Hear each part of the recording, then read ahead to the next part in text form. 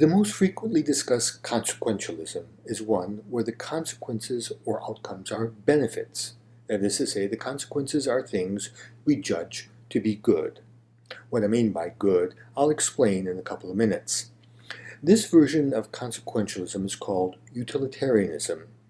I'd like to proceed by describing utilitarianism in an abstract and general manner, almost as if it were a mathematical theory or set of axioms in geometry.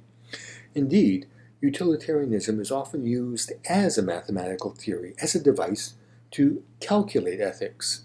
This feature of utilitarianism appeals to some, but not to others. But before getting into that, let's describe utilitarianism. Basic elements of utilitarianism. Utilitarianism consists of four claims or principles. The first claim is that achieving good is fundamental. This means that good is the fundamental moral concept. All other moral concepts such as rights, justice, fairness, duty, responsibility, obligation, are all to be reduced or analyzed into the concept of good. Insofar as any of these ideas cannot be reduced to good, they must be rejected as, for instance, superstitious nonsense. For example, one famous utilitarian rejected moral rights for just this reason, saying that the idea of moral rights is simple nonsense. As if to underscore this point, he further said that the idea of inalienable moral rights is nonsense upon stilts. The second claim is that the only assessment of good is the amount. The only assessment of good is how much good there is. From the standpoint of morality, there's no distinction between kinds of goods, only amount of good. We might mark the differences between noble goods and base goods, between what is good for you and what is good for me, but these differences are morally irrelevant for the utilitarian. A third claim is that good is additive. That is to say, more good is always better, and we determine that by addition.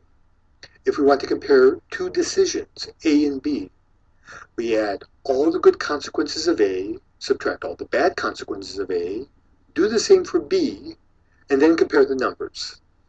The one with a higher number, the one that produces the greater overall good, is the morally superior decision. The fourth claim is the punchline. It is a specification of what constitutes good. How this is specified marks the different types of utilitarianism. Let's look at some examples. Jeremy Bentham, one of the early developers of utilitarianism, claimed that good is to be specified as pleasure. Overall good, according to Bentham, is the experience of pleasure minus the experience of pain. A policy that produced more pleasure was one that produced more good, and so was morally superior to one that produced less. As an aside, you might be interested to know that you can visit Bentham. He was a fierce advocate of education, inspiring the creation of the University of London, which was the first English university open to all, regardless of race, religion, or political belief. I suppose, as tribute, the founders of the University of London placed him at the side as you go through the main entrance. This is him. By which I mean, this is not a statue of him. This is him after a procedure of taxidermy and being stuffed. Actually, it's not entirely him. According to one legend, apparently sometime during the 19th century, some students stole his head and it was never recovered. Other people think that this was just a false legend, but in any event, the head on his torso is fake. And it's difficult to think of another philosopher who has been similarly honored. In any case, an immediate problem with the view that good is to be identified with pleasure is that we believe that some pleasures are illusory. The drug addict might feel euphoria from taking his drugs, so we don't want to say that his experiencing pleasure constitutes an ethical justification for his addiction. A more sophisticated response was provided by John Stuart Mill, who identified the good with happiness. The act that produces the greatest happiness, not necessarily the greatest pleasure, is the one that morality demands. Nevertheless, despite the improvement of this view over Bentham's, other people attracted by the general utilitarian framework had misgivings about identifying the good as happiness. Isn't happiness subjective? Couldn't someone be happy even though that person is in an awful situation? Can't a slave be happy? Would the existence of happy slaves justify slavery? In more modern times, other claims have been put forward. Good, for example, is to be understood as money, or good is to be specified abstractly as utility. One popular view is to identify good as well-being or welfare. Thus, according to this type of utilitarianism, an ethical action, what morality demands, is one that produces the greatest well-being. A well-known definition of health put out by the WHO many years ago was to identify health with well-being. So, adapting that definition in this case, we would have that the conclusion that an activity that results in the greater physical, mental, and social health is the more ethical activity because it promotes more well-being. In the readings, Hausman and McPherson state that a common position among contemporary utilitarians, especially economists, is to identify good as preference satisfaction.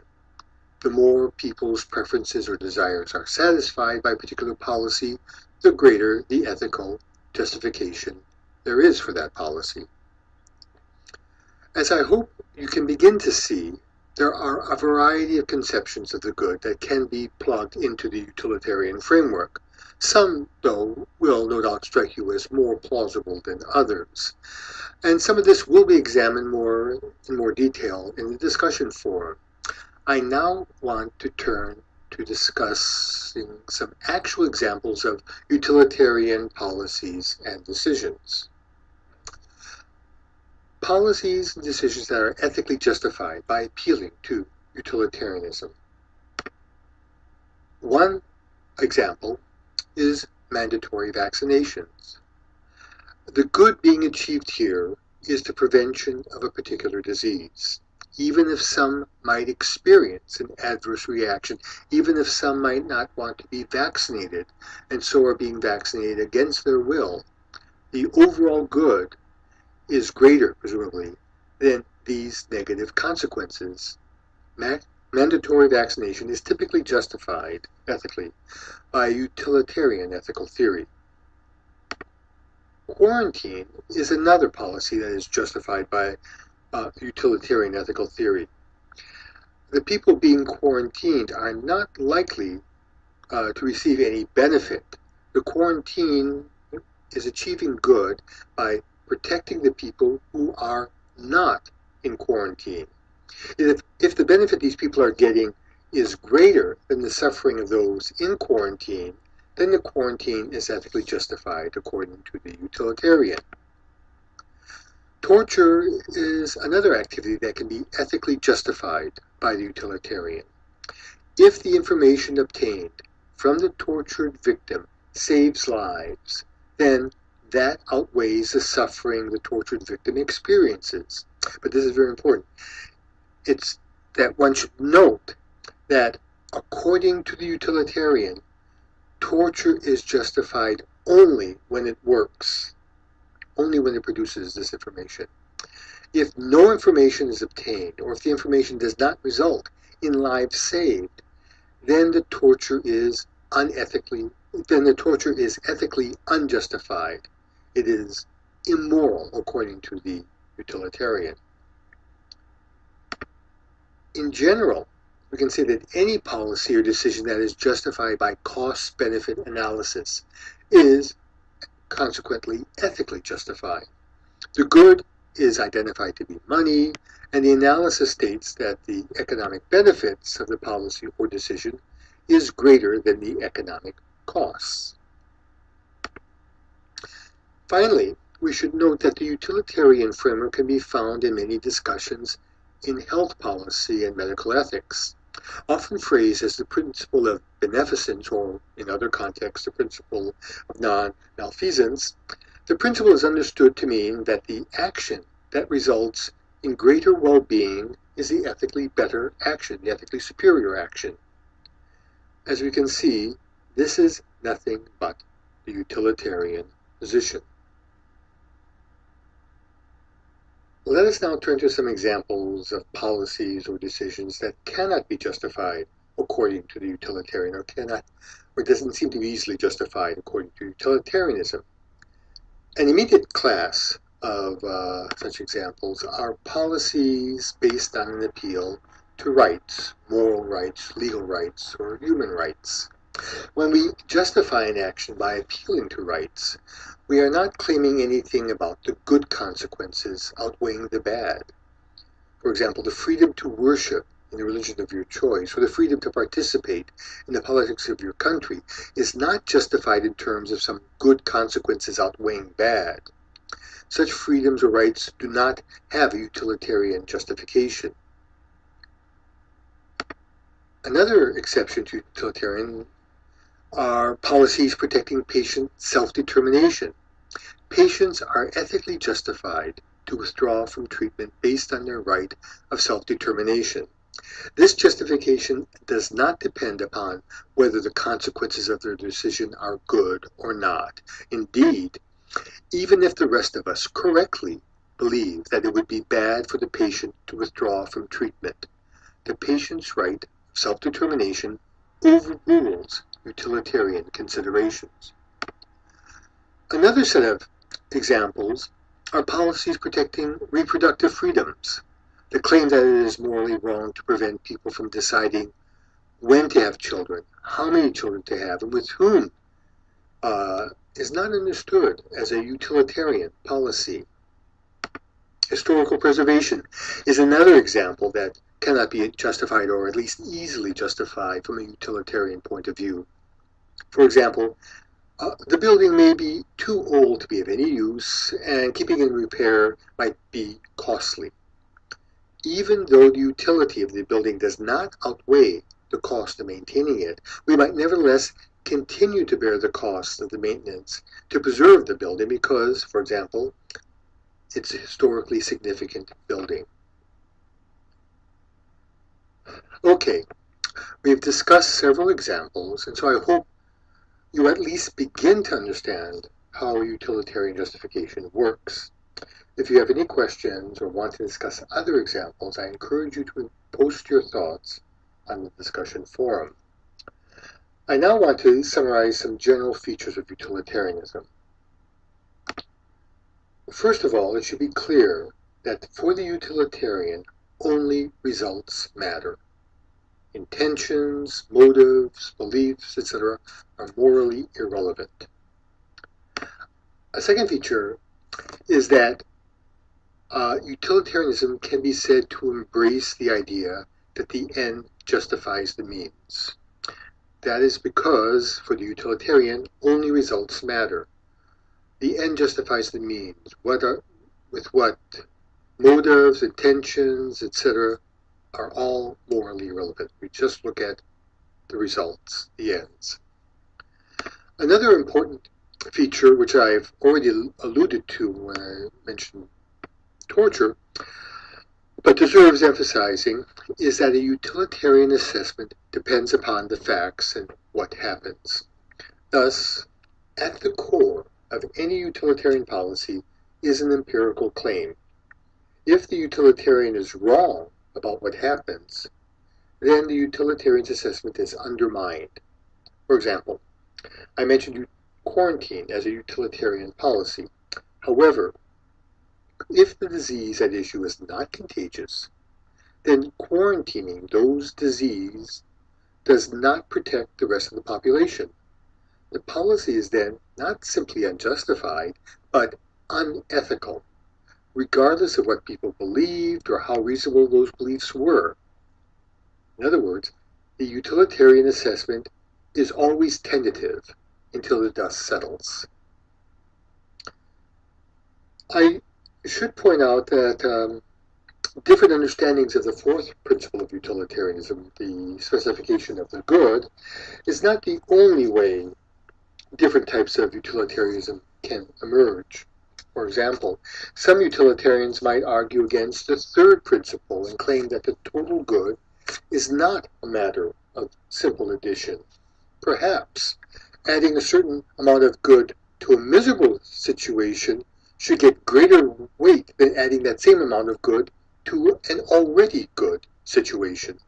Perhaps we should acknowledge what economists call decreasing marginal utility by appropriately modifying what total good is calculated, modify how total good is calculated. Other modifications and complications of the principles can be made to yield a variety of utilitarian positions, but this is not a course just on utilitarianism, so I will leave that to one side. There is one variation that is worth mentioning now. That is the scope of the fourth principle. Whose good counts? The typical response is to say, everyone's good counts. Some utilitarians have argued, however, that the scope should be expanded to include not only the good of every human being, but also the good of certain animals, perhaps even of all animals. This expansion has formed the basis of many discussions in animal ethics. Narrowing the scope to less than all human beings is rarely made explicitly, but often such narrowing underlies certain practices. For example, a national policy might be utilitarian, but it only counts the good of that country's citizens.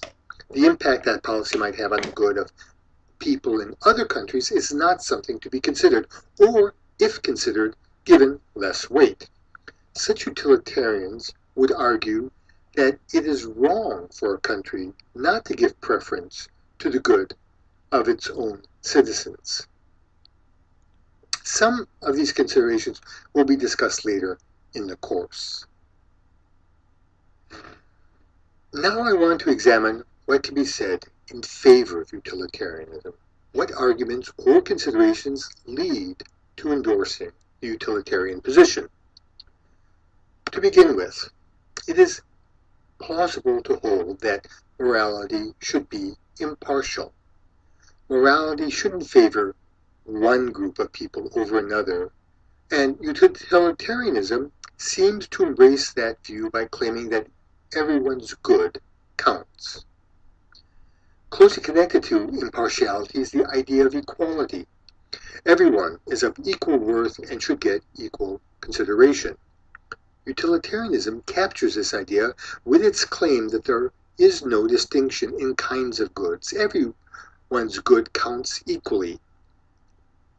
Indeed, it's worth noting that in the early 19th century, when utilitarianism was being developed, utilitarianism was considered a radical position. The idea that the good of a peasant should count for as much as the good of an aristocrat was shocking. Such a view was liberal and democratic and so unacceptable to many people in power. Another thing in favor of utilitarianism is that it is secular. This means that people of different religious faiths or of no faith at all can endorse utilitarianism. We want morality to have legitimacy and authority regardless of people's religious convictions. Being secular is to utilitarianism's advantage. But perhaps the most important argument in favor of utilitarianism is that well-being is important and consequences do matter. It can seem obvious that it is better when people are better off, and so that this is what ethics demands of us. How could making people better off be ever anything but ethical? Therein lies the objections to utilitarianism, which we will examine in the next class.